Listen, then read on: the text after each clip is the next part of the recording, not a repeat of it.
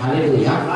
Saudara bisa baca lagi nanti di dalam ayat 17 sampai ayat 32, manusia baru. Jadi berubah. Saya dan saudara harus berubah. Dari mulai saudara lahir baru, mulai saya lahir baru, sampai kita dipanggil Tuhan, kita harus berubah. Roma 8:9 berkata, makin hari makin menjadi Yesus. Seperti Yesus. Harus berubah. Dan dalam perubahan itu kita makin bersatu. Kita makin dewasa. Kalau anak-anak saudaraku, dia egois. Anak-anak secara rohani pun egois. Makanya saudaraku, Tuhan berkata, jadilah seperti anak-anak di dalam iman. Anak-anak saudaraku, dia nggak peduli, dia percaya kali sama bapaknya.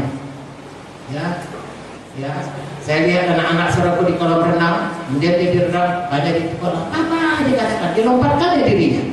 Bapaknya yang sibuk menjadi sampai tenggelam si anak. Dia nggak tahu kalau dibilang, bapak itu tanya dulu bapak, udah siap pak? Kalau udah siap, 1, 2, 3 baru lompat. Dia tidak, saking percayaannya sama bapaknya. Bagaimana pun pasti tangga bapakku. Dia hanya cukup berkata, kakak, katanya, kok dilemparkannya dirinya. Jadi orang tuanya mencari supaya jangan sampai anaknya tenggelam. Mengapa? Dia punya iman. Tetapi saudaraku, kalau secara pengetahuan rohani kita anak-anak, firman Tuhan mengatakan jangan tetap tinggal anak-anak. Kenapa? Karena anak itu egois. Tidak sekali dilahirkan dalam dosa, mempunyai kodrat, ya suka berdosa karena Adam sudah berdosa, lalu diturunkannya lah sifat itu kepada kita. Nah saudaraku, jangan jadi anak-anak terus, karena anak-anak itu egois. Ya, saudara akan terus egois dalam hidup saudara. Padahal untuk menjaga kesatuan, saudara harus bertumbuh dalam kasih saudara. Supaya gereja itu boleh bertumbuh, semua harus bertumbuh dalam kasih. Haleluya. Semua harus berubah. Apalagi dosa hukum 10, mulai dari jangan ada pada Allah yang lain, kemudian mengasihi sesama saudaraku, menghormati orang tua, menghormati pemimpin dalam sidang saudara, mulai dari PKS saudara atau orang yang membawa saudara kepada Tuhan, abang-abang rohani saudara, ya PKS, di sektor, saudara hormati. Kemudian jangan membunuh, jangan marah, karena memarah itu saudaraku itu membunuh. Salah satu Yohanes, jangan marah. Nanti saya bacakan sebentar. Jangan mencuri, jangan berzina, jangan mencuri, jangan berbohong, jangan inginkan pada orang lain. Itu adalah hal-hal yang sebenarnya ya orang dunia pun tidak kuat. Apalagi jangan atur, harus dibuang dan berubah ya menjadi mengasihi dan bertambah-tambah mengasihi. Haleluya. Saudara baca nih saudaraku ayat 22. Lihat, saya bacakan sebentar selalu. Bahwasanya kamu berhubung dengan kehidupanmu yang dulu harus menanggalkan manusia lama, menemui kebinasaan dan nafsunya menyesatkan. Manusia lama, sifat yang mementingkan diri harus dibuang. Supaya kamu dibaharui dalam roh dan pikiran, baharui dengan firman Tuhan, baharui dengan kepatuhan kepada Roh Kudus. Amin.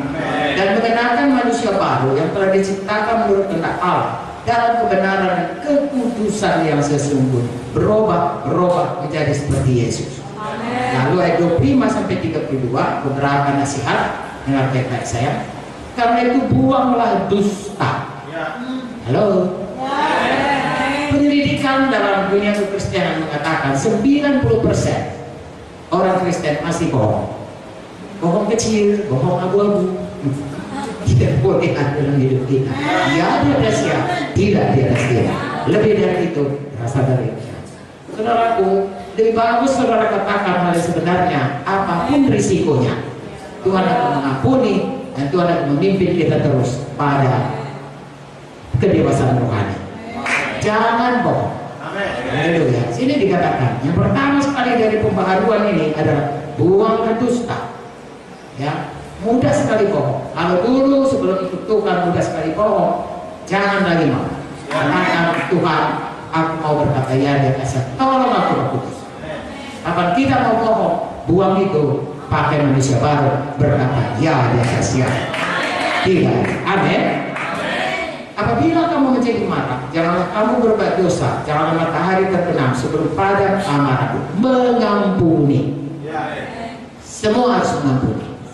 Seumur hidup kita pasti diganggu orang. Ya, kalau dia tidak awas, dia bisa dipakai setan untuk mengganggu kita.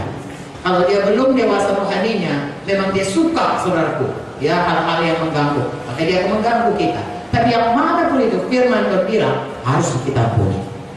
7 kali cukup Tuhan, kata tidak, 70 kali 7, karena 90 kali dalam sehari. Yang kata lain, selalu mengampuni.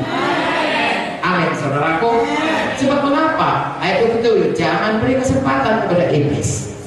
Karena kalau kita marah terus tidak mengampuni, saudaraku, firman Tuhan berkata, jangan marah, itu akan membawamu pada kejahatan.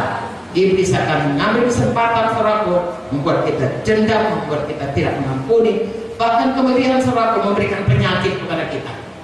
Ya, yang darah tinggi lah, yang stroke lah, yang sakit mah lah, yang rematik lah, itu biasanya datang dari kemarahan yang tidak terselesaikan, stres, ya, dan lain sebagainya. Berhenti marah, mari mengampuni. Orang mencuri, jangan lagi mencuri, tapi baik dan kerja keras melakukan pekerjaan baik dengan tangan sendiri supaya dapat memberikan sesuatu kepada orang yang berkekurangan. Jadi kalau bertobat tidak hanya cukup berhenti, tapi mengerjakan yang kebalikannya. Kalau mencuri berhenti mencuri, sebaliknya kerja keras, tadinya mengambil harta orang, sekarang memberi kepada orang. Tadinya marah, berubah menjadi ramah. Dari bawah.